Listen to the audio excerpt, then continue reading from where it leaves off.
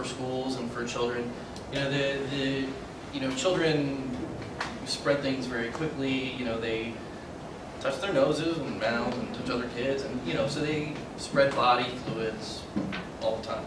Okay, and it's impossible really to quarantine them very well, especially if they're already in a program. If they're already in a room with someone else. The important thing about this with regard to Ebola is that they're not going to be spreading Ebola until they're starting to get fever and other signs. Okay, so the important thing for that is to educate the parents.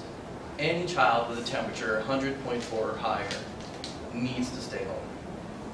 They should not be on Tylenol to bring the temperature down to be able to go to school. Right? So any temperature 100.4 or higher, those children need to stay home. Whether they're having other signs or symptoms or not. That's the important. Does that answer your question? Yes, sir.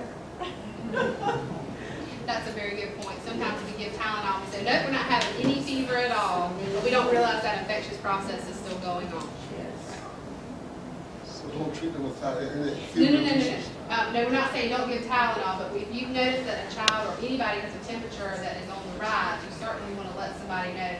That is just to make sure that fever does not go any higher. You don't want to mask certain symptoms and think that you don't have a fever. So is that kind of what we're saying? Right. Well, and my point is, a lot of parents, it's very difficult for people to take time off work. That's right. And they know that daycares, SIN, or Head Start, whatever, they know that the children get sent home if they have a fever. That's right. And so what they do is some parents, in order to be able to get that child to be able to go to the daycare that day, will give the child a dose of Tylenol before they go to daycare so that they're not having a fever while they're at daycare.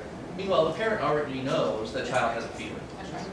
but it's their way of being able to go to work that day. And I'd like to add, and that all that's true. But in this case, we have flu season coming up. We had a patient at the hospital that had 4 of those symptoms.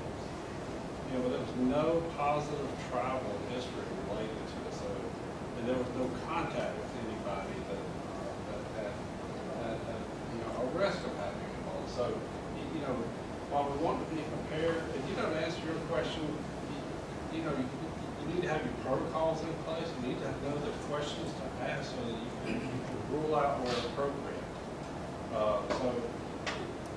We just need to keep in mind, develop your questions that you need to have, and practice it. Just like we're doing here, we are practicing.